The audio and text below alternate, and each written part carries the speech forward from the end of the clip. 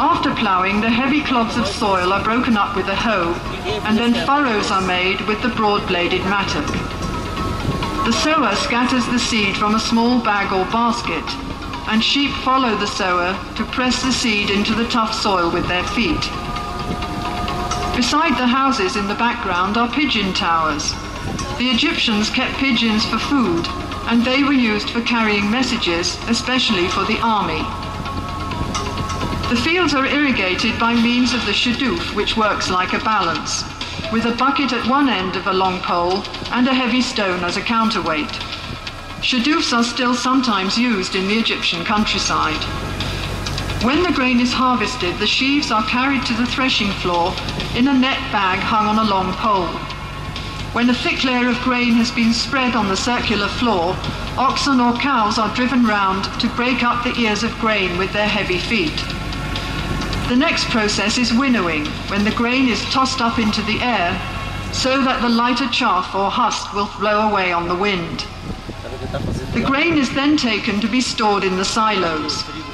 The scribe makes a careful record of all the grain which is being stored. This was important for taxation purposes, as there was no money in Egypt in Pharaonic times.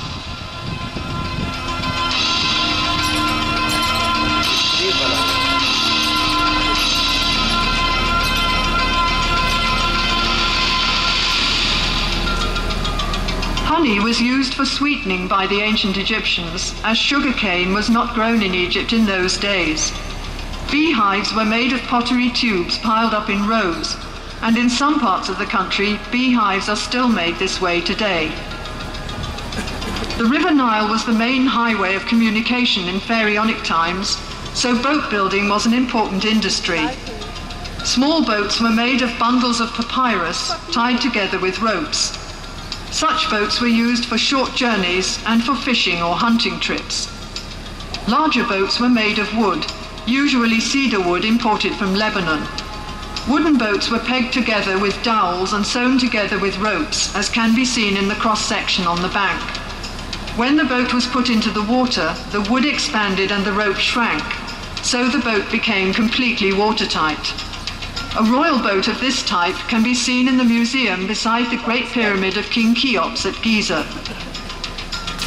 The palm tree was a valuable resource for the Egyptians.